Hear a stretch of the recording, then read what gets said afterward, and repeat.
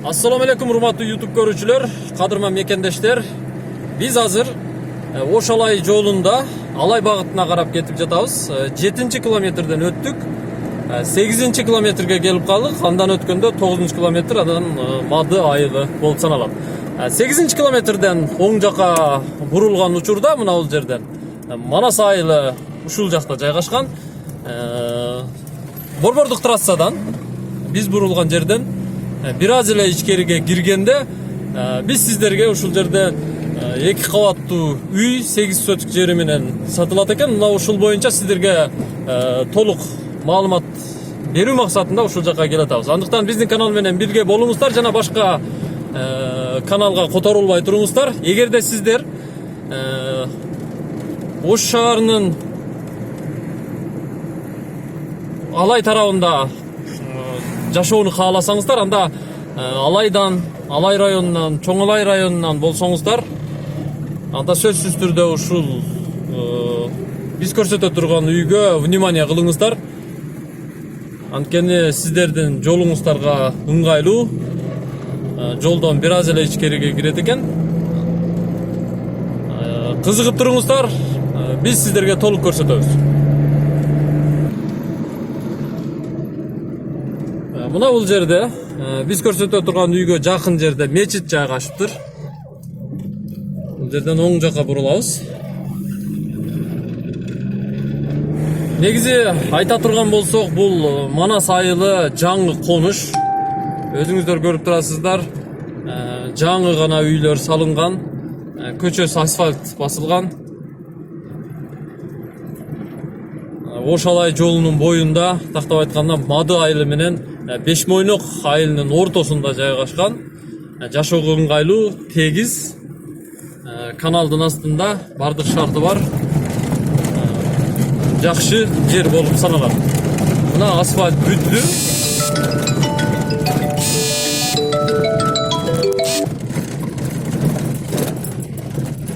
Бир аз гана таштак жер бар экен.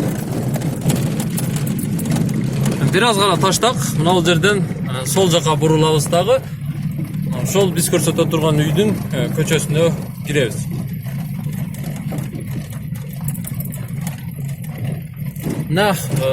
Биз жакын келип калдык азыр бул жерге. Биз сиздерге көрсөтө турган үй буга чейин да келип көрүп кеткенбиз. Мына ушул үй болуп саналат. Азыр сиздер менен чогуу кирип көрөбүз.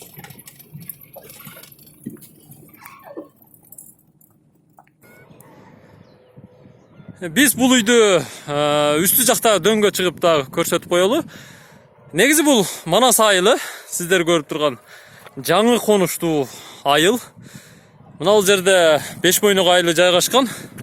Эле мына жакта Мады айылы жайгашкан.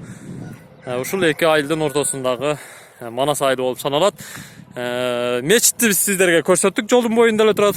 Тиги жерде мектеп жана бала бакча дагы жакын эле жерде жайгашыптыр. Демек, жашаганга ыңгайлуу. Ал эми ушул айылдын үстүнөн мына жерде мына каналды көрүп турасыздар.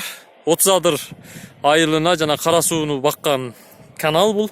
Ушул каналдын ылдый жагында жайгашкан. Демек, агын суу проблемасы бул жерде чечилген. Биз ылдыйга түштүк. Сиздерге көрсөтө турган үй ушул үй. Азыр сиздерге кирип баарын ийне жибине чейин көрсөтүп коелу.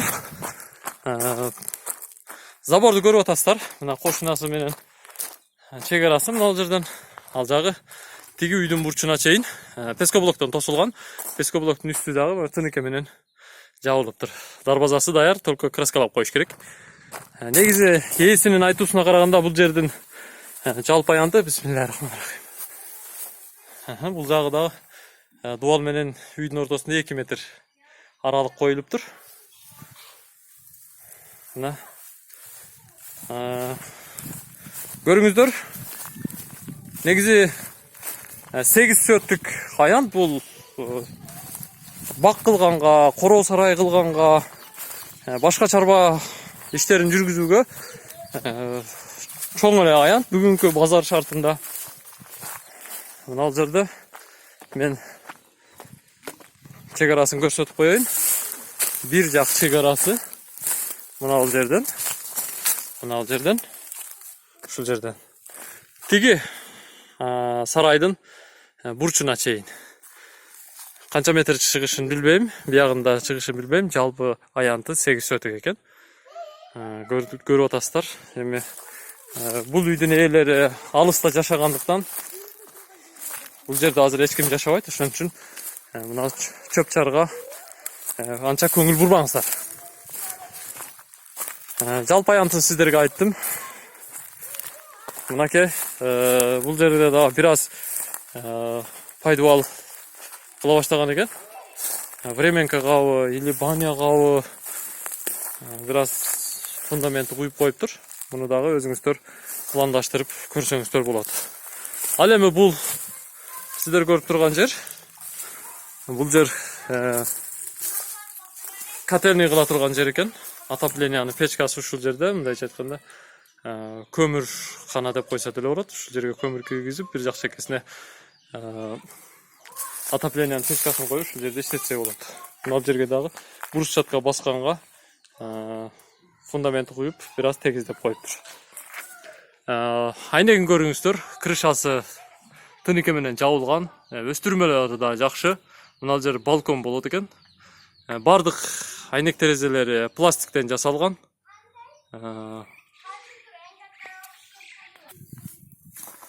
Бул үйдүн ээсинин жакындары биздин алдыбызда азыр. Биз жол тарабын өттүк. Бул жерде септик бар экен, септикти кылып коюптур. Мына жол тарабы бардык айнек терезелери коюлган, пластиктен жасалган. Үстү жагын көрүңүздөр. Бүт мындай жамгырдын суусу түшө турган турбалардан бери жасап коюптур. Азыр бизден алыстабай туруңуздар. Бисмилла дейли дагы үйдүн ичине кирип көрөлү. Мына жери мына караңыздар. Өтө сонун тыккан жасаптыр. Тыккан. Бүт электричество монтаж болуптур, Свет киргенде мындай. Кириптир. Так, эшиги дагы, охо. Сонун бронированный эшик го. Ичи мындай жыгачтан жасалыптыр, Жыгач эшик. Ана, бисмиллахиррахманиррахим. Охо, киргенде узун зал экен. Мына жерлерге өзүңүздөр көргөндөй бүт электричество монтаж болгон. Мен керек болсо зымдарына чейин көрсөтүп коеюн. Так, мына жерде сол жака бакты карап отурган айнек бар экен. Негизи мына жерден бул жер подвал болот экен бир аз, асты. Анан бул жерден мындай чыгып, анан бери кайта турган лестница болот. Экинчи этажга чыгат, Экинчи этаждагы узун зал болот экен, тиги жери балкон. Анан бул жака бөлмөлөргө кирип кетет. Азыр эми кудда ошондой эле проект, 4 комнат алды, үстү дагы кудда ошондой 4 комнат зал. Үстү дагы, асты дагы окшош экен, демек. Сонун. Мага проект уже чыга баштады. Биз сол жака кирели.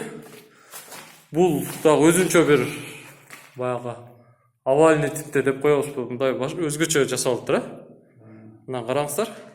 Экинчи этажы дагы кудда ошондой эле. Окшош. Только полду кагасыздар, үстүнө жашай бересиздер. Мына караңыздар. Бул жагынан да көрсөтүп коеюн. Биз кийинки бөлмөгө өтөлү. Кийинки бөлмө мына ортоңку бөлмө киргенде. Бул жер эмне болот экен? Бул жерге кухня болот экен. Экинчи этажы менимче бул дааратканабы же или детскийби ушундай болот экен, Бирок жакшы. Мына бүт канализациянын хотторуна чейин жасап коюптур, Жасап коюптур. Так, биз оң жакка кирели. Оң жактагы бөлмө дагы жанагы эле сыяктуу экен. Көрүп атасыздар. Бул жакты дагы кухня кылып, жанагы ортоңку бөлмөнү даараткана, душ кылып иштетсе болот экен. Буякта дагы мындай кухняга атайын баягы раковинанын канализациясын жасап коюптур, Үстүңкү кабаты дагы ушуга эле окшош экен. Мага өзгөчө проекти жакты мунун. Проекти көрдүңүздөр. Айнектери дагы Терезелери бүт мындай ачылат. Сыртты караганга жакшы. Документтери кандай бул үйдүн? Документи бар, кызыл китеби бар. Кызыл китеби бар. Кум шубак болуп тура жакшы. Сразу шпаклевка тартып, обой кылса болот экен, э? Обойго таярлап. Демек биз үйдүн ичин көрүп чыктык, сыртын да көрдүк, урматтуу биздин көрөрмандарыбыз. Мен бир эки суроо менен үйдүн ээсинин жакындарына кайрылайын. Үйдүн ээлери алыста. Эгерде ушул үй жакса, сөзсүз түрдө келип ушул үйгө кызыгып көрүңүздөр. Айрыкча мен Ош шаарына жакын жайгашкан жана Ошалай жолунун боюнда жашоону каалагандар сөзсүз түрдө бул үйгө кызыгыңыздар. Өзгөчө проект дагы мага жакты, сиздерге дагы жагат деп ойлойм. Үйдүн ичине киргенде биринчи кабаты дагы, экинчи кабаты дагы мындай тыкан салыныптыр да. Мен өтө кызыгып калдым бул үйдүн проектисине. Анан жайгашкан жери Манас айылы өтө жакшы жер экен. Жалпы канча деп атасыздар? Акчасы канча деп атасыздар? Акчасы 50 миң. 50 миң доллар да? 50 миң доллар. Биздин көрүүчүлөрүбүз ушул үйдү ала турган болсо, кайсы номерлерге чалып сиз менен байланышсын? 0556 56 53 60. 0772 89 08 69. Сиздер Шаарда турабыз. шаарда эле турасыздар, а, Ошто? Шаардан барып байланышып алабыз. Демек, үйдүн кызыл китеби бар, баасын айтты, телефон номерин айтты. Мен сиздерге ушул үйдү алууну сунуштайт элем.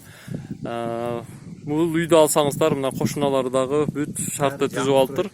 Жаңы стройка экен, бүт жашап жатышат. Мен ойлойм, сиздер күйбөйсүздөр, жакшы жашайсыздар. Ушул үйдө жакшылыктар болсун, тойлор болсун, сиздерге насип кылсын. Эгерде сиздерде ушул сыяктуу Ош шаарында, Жалал Абад шаарында, Бишкек, бардык эле аймактарда үйүңүздөр, жериңиздер, машинаңыздар, эмне мүлкүңүздөр болсо, саткыңыздар келсе, анда бизге кайрылыңыздар. Биздин телефон номерлерибиз 0558 86 00 11. Сиздер менен тез кабар каналы болду. Кийинки видеодон көрүшкөнчө саламатта болуңуздар.